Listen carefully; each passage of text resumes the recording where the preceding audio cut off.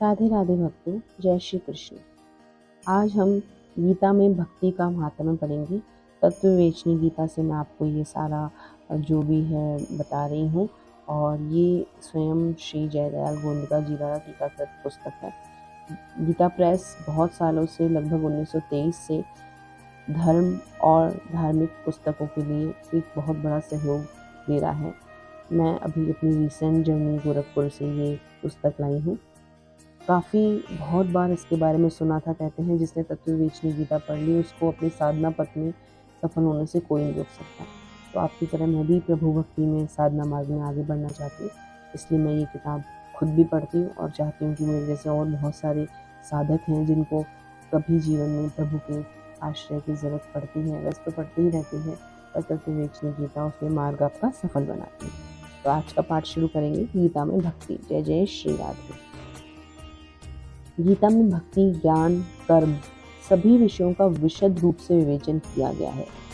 सभी मार्गों से चलने वालों को इसमें यथेष्ट सामग्री मिल सकती है, किंतु अर्जुन भगवान के भक्त थे।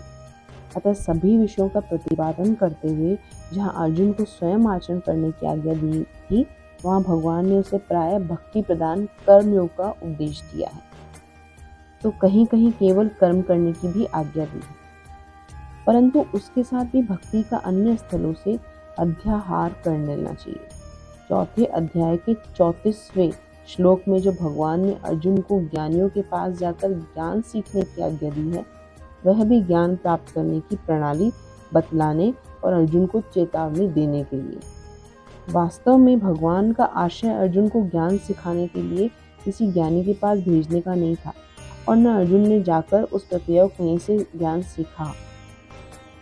उपक्रम उपसंहार को देखते हुए भी गीता का पर्यवसान शरणागति में ही प्रतीत होता है। यानी कि प्रभु की शरणागति, प्रभु की शरण में ही हो जाने से आपको सब ज्ञान हो जाता है। सब जो भी आपके जीवन की मुसीबतें हैं, जो भी आपके व्यवधान है, वो प्रभु की शरणागति होने से ही दूर हो जाते हैं। वैसे तो गीता का उपदेश अशोच्यान्नवन शोचस्त्वम श्लोक से प्रारंभ हुआ है, किंतु इस उपक्रम का बीज कार्पण्य दोषोपहत स्वभाव अर्जुन की इस उक्ति में है, जिसमें प्रपन्नम पद से शरणागति का भाव स्पष्ट है। इसलिए सर्वधर्मान परित्यज्य इस श्लोक से भगवान ने शरणागति में अपने उपदेश का संहार भी किया है। गीता का ऐसा कोई भी अध्याय नहीं है जिसमें कहीं न कहीं भक्ति का प्रसंग न आया हो। उदाहरण के लिए दूसरे अध्याय का 61वां, तीसरे अध्याय का 30वां, चौथे अध्याय का 11वां, पांचवें अध्याय का 29वां, छठे अध्याय का 37वां, सातवें अध्याय का 14वां, आठवें अध्याय का 14वां, 9वें अध्याय का 34वां, 10वें अध्याय का 9वां, 11वें अध्याय का 54वां, 12वें अध्याय का 2वां, 13वें अध्याय का 10वां, 14वें अध्याय का 26वां, 15वें का 19वां, 16वें का ज्ञान योग व्यवस्थित पद द्वारा भगवान ने ध्यान की बात कही है, और 17वें का 27वां, 18वें का 66वां श्लोक है। ये सब मैंने इसलिए वर्णित किया है क्योंकि अगर आप चाहें तो इन अध्यायों के इन श्लोक नंबर पर जाकर भी इस बात की पुष्टि कर सकते हैं और अपने ज्ञान का वर्धन कर सकते हैं। तो इस प्रकार प्रत्येक अध्याय में भक्ति का प्रसंग आया है। 7वें से लेकर 12वें अध्याय तक में तो भक्ति योग का प्रकरण भरा पड़ा है, इसलिए इन 6 अध्यायों को भक्ति प्रधान माना जाना चाहिए। यहाँ उदाहरण के लिए प्रत्येक अध्याय की एक श्लोक की ही संज्ञा दी है, यहाँ और भी हो सकते हैं। इस प्रकार ज्ञान परक श्लोक भी बहुत से अध्यायों में मिलते हैं।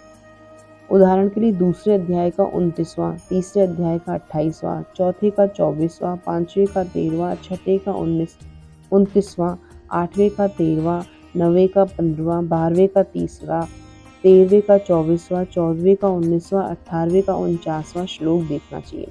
इनमें भी दूसरे, 5वें, 13वें, 14वें, 18वें अध्याय में ज्ञान परक श्लोक बहुत अधिक मिलते हैं। गीता में जिस भक्ति और ज्ञान रहस्य का अच्छी तरह से खोला गया है, उसी प्रकार कर्म को भी रहस्य की भांति खोला गया है। दूसरे अध्याय के 39वें से 53वें श्लोक में, तीसरे अध्याय के चौथे श्लोक से 45वें श्लोक तक चौथे अध्याय के 13वें से 32वें श्लोक तक, 5वें अध्याय के 2 से 7वें श्लोक तक, 6ठे अध्याय के 1 से 4 श्लोक तक कर्मों का संपूर्ण रूप से रहस्य भरा हुआ है। इसमें भी 2 अध्याय के 47वें, चौथे के 16वें से 18वें तक के कर्मों का रहस्य विशेष रूप से योजन किया गया है। इसके सिवा अनन्याय अध्यायों में भी कर्मों का वर्णन है।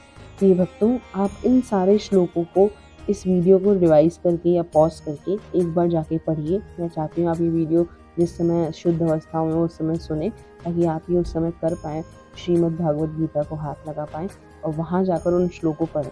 बेशक आपको मेरी तरह संस्कृत बहुत अच्छे से पढ़नी और समझनी नहीं आती हो, लेकिन जब आप उनके महात्म्य भाग में जाएंगे तो आपको अच्छे से समझ में आएगी। आगे शुरू करती हूँ। स्थान संकोच से अधिक प्रमाण नहीं दिए जा रहे हैं।